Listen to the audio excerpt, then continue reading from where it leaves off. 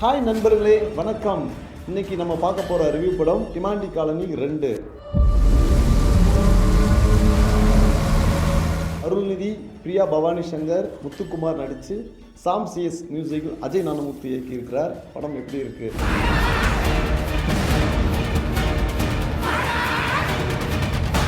அந்த செயின் டிமாண்டி விட்டு வெளியே வந்துடுச்சு. நல்லா இருக்குங்க படம். த்ரில்லர் ஹாரர் மூவி, நல்லா இருக்கு. பேய் படம், ஒரு பயத்தை கொடுக்குற மாதிரி எடுத்துருக்குறாங்க.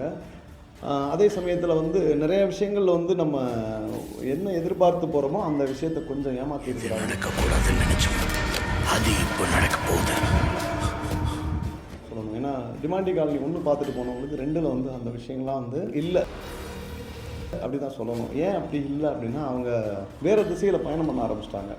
என்ன சொல்ல வந்தோமோ அப்படின்றத மறந்துட்டு நம்ம எதிர்பார்ப்போடு போவோம். அரண்மனை 1, அரண்மனை 2 அதெல்லாம் இந்தாண்டா அரண்மனைக்குள்ளாண்டா பேய் இருக்கும் அப்படின்னு நம்ம நினச்சி போவோம். இங்கே டிமாண்டி காலனிக்குள்ள இல்லை, படம் வேறு இடத்துக்கு போயிடுச்சு. ஒரு ரெஸ்டாரண்ட்டுக்குள்ளே பயணம் பழி தீர்க்காம விடாது.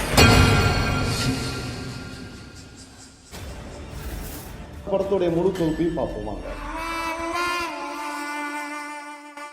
படம் சொல்ல வந்த விஷயம் ஒரு ஹாரர் த்ரில்லர் மூவி. அதில் கொஞ்சம் டெக்னாலஜி பயன்படுத்தி அழகாக பண்ணணும் அப்படின்னு நினச்சிருக்கிறாங்க. ஆனால் படம் போன விதம், திரைக்கதை அமைப்பில் நிறையா சர்க்கிள்கள் ஏற்பட்டு என்ன இடத்துக்கு போகுதுன்றதை தாண்டி அது வேறு திசையில் பயணம் பண்ணி போயிட்டுருக்குது. டிமாண்டி காலனி 1 பார்த்துட்டு இந்த படத்தை பார்க்குறவங்களுக்கு ஒரு சிறிய ஏமாற்றம் இருக்கும். ஏன் அப்படின்னா, இந்த படத்தில் என்ன தான் சொல்ல வர்றாங்கன்னு மியூசிக்கெல்லாம் ஒரு நம்மளை ஒரு ரோலிங் சேரில் ஏற்றி விட்டால் எப்படி படப்படப்படன்னு இருக்குமோ அது மாதிரி அதிலே கொண்டு போகிறாங்க. எதனாலும் சொல்ல வந்துடுவாங்களோ அப்படி சொல்லிட்டு இடைவேளை வரலும் பார்த்தா இடைவேளையும் முடிஞ்சு போயிடுது. அந்த மாதிரி அதுக்கப்புறம் என்ன சொல்ல வர்றீங்க அப்படின்னு பார்க்கும்போது அங்கேயும் எதுவுமே இல்லாமல் தான் கொண்டு போகிறாங்க. சரி, படத்தில் என்னென்ன விஷயம்லாம் இருக்குது அப்படின்னு நல்ல விஷயங்களை நம்ம பார்ப்போம். படத்தில் இசை, சாம் சிஎஸ் ஒரு மியூசிக் ஒரு பெரிய ட்ரெண்ட் பண்ணியிருக்கிறாரு.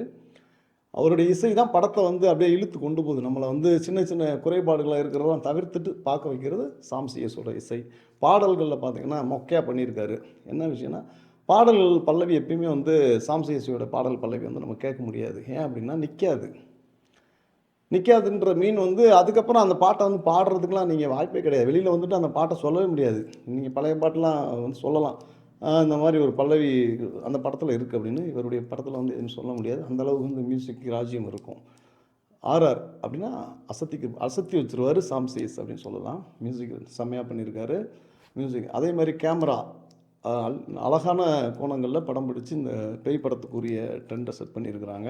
ஃபஸ்ட்டு சூசைட் பண்ணிக்கிற பாயிண்ட்லேருந்து அழகான அந்த மலை விழுகிற காட்சியிலேருந்து ஆரம்பித்த படம் நம்மளை அதாவது சீட்டோட நுனி கொண்டு போயிருன்னு பார்த்தா அமைக்கி வச்சிரு. சீட்டில் நுனி படுத்து எனக்கு தூக்கம் வந்துடுச்சு 2 இடங்களில் அந்த மாதிரி தூங்க வைக்கிறாங்க. எதனாலேன்னு தெரியல. படத்துடைய கதை அமைப்பு, அதாவது திரைக்கதையுடைய கோர்வையில் அங்கங்கே மாறி நம்மளை என்னதான் சொல்ல வர்றாங்க. மாரிமுத்து வர்றாரு கேரக்டருக்குள்ளே, பிரியா பவானி சங்கர் வர்றாங்க, அதுக்கப்புறம் அர்ச்சனா வர்றாங்க. இப்படி மாறி அவங்க வரும்போது என்னதான் சொல்ல வர்றாங்கன்னா, ஏதோ ஒன்று முக்கியமான விஷயம் சொல்ல வர்றாங்க போல இருக்குது அப்படின்னு சொல்லி இடைவேளை வரலும் பார்த்தீங்கன்னா ஒன்றுமே இல்லைங்க. ஐயோ என்னடா இந்த படம் இப்படி இருக்குது அப்படின்னு கேட்க தான் வைக்கிது. இடைவெளிக்கு அப்புறம் சரி கதை பயங்கர விறுவிறுப்பாக போகும் அப்படின்னா, ஒரு ரெஸ்டாரண்ட்டுக்குள்ளே போட்டு சுற்றிலும் பார்த்தீங்கன்னா நிறையா பர்ட்ஸுகளை சுற்றிக்கிட்டே இருக்குது. சிஜி சூப்பராக பண்ணியிருக்காங்க. விசுவல் எஃபெக்ட்ஸ் செம்மையாக பண்ணியிருக்கிறாங்க. அந்த படத்தில் அப்படி ஒரு டெக்னாலஜி யூஸ் பண்ணியிருக்கிறாங்க. மிரரிங் ஷாட்ஸ்லாம் அவ்வளோ டெக்னிக்காக யூஸ் பண்ணி அவர் அருள்நிதி அந்த மிரருக்குள்ளேருந்து வரும்போது வர ஷாட்ஸ்லாம் ரொம்ப பிரமிப்பாக இருக்கும். நம்ம பார்க்குறதுக்கு அழகாக இருக்கும். ஒரு பையனை கொண்டு வருவாங்க அந்த ரெஸ்டாரண்ட்டுக்குள்ளே. அவர் ஆர்டர் பண்ண பிரியாணி வாங்க வருவார். அப்போ அவரும் உள்ளே அந்த கேரக்டருக்குள்ளே உள்ள மாதிரி அவரே இமேஜினேஷனில் கொண்டு வந்திருப்பாங்க. அதெல்லாம் சூப்பராக பண்ணியிருக்காரு. அப்புறம் இந்த படத்தில் புத்த பிட்சுக்கள் பண்ணக்கூடிய அந்த இது பேய் அடக்கிறதுக்கான விஷயங்கள்லாம் புதுமையாக இல்லை. ஏன்னா அவங்க பழைய ஃபார்மேட்டிங் மாதிரி இருந்துச்சு. அது ஒன்று. 2வது இந்த படம் பார்க்கும்போது எம்ஜிஆருடைய நீரும் நெருப்பும் படம் ஞாபகத்தில் வந்துச்சு. ஒரு எம்ஜிஆர் அடிச்சோன்னே இந்த எம்ஜிஆருக்கு சக்குன்னு துடிக்க ஆரம்பிக்கும். ஆஹா, அந்த எம்ஜிஆருக்கு எதனாலும் ஒன்று பண்ணார்னா இந்த எம்ஜிஆருக்கு அப்படியே ரத்த நாளங்கள்லாம் துடிச்சிரும் அப்படின்னு வச்சுருப்பாங்க. அதே மாதிரி இந்த அருள்நிதி 2 அருள்நிதி இந்த படத்தில், அதில் ஒரு அருள்நிதி பெட்மேட்லேயே இருப்பார். அந்த அருள்நிதி உயிரோடு இருந்தால் தான் இப்போ நடந்துக்கிட்டு இருக்க அருள்நிதி உயிரோடு இருப்பார் அப்படின்ற மாதிரி வச்சுருப்பாங்க. அது எந்த விதத்தில் நியாயம்ன்றது தெரியல. அது டைரக்டருக்கு தான் தெரியும். அது ஒரு இடம். அதுக்கப்புறம் இந்த படத்தில் வந்து நிறையா விஷயங்கள் வந்து நம்ம எதிர்பார்த்து போனதை தாண்டி வந்து எதிர்பார்க்காத விஷயங்கள் நல்லா நிறையா பண்ணியிருந்தாங்க. விஎஃப்எக்ஸ் ஷாட்ஸு ரொம்ப அற்புதமாக இருக்குங்க. விஎஃப்எக்ஸ் ஷாட்ஸ் வந்து அவ்வளோ அற்புதமாக விஷுவல் டீம்ஸ் வந்து விஷுவல் எஃபெக்ட்ஸ் டீம் வந்து நிறையா ஒர்க் அவுட்ஸ் பண்ணியிருக்காங்க. டெக்னாலஜியை தூக்கிட்டு போயிருக்காங்க.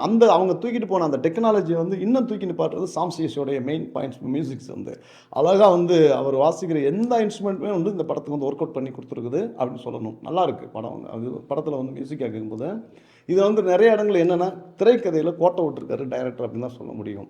ஏன்னா கதையை வந்து என்ன சொல்ல வர்றோம் அப்படின்னு சொல்லி ஒரு முடிவு பண்ணவர் திரைக்கதைக்குள்ளே வந்து அந்த வடிவத்தை கொண்டு வராமல் அங்கே நம்மளை உள்ளே விட்டு ஆட்டுறாரு.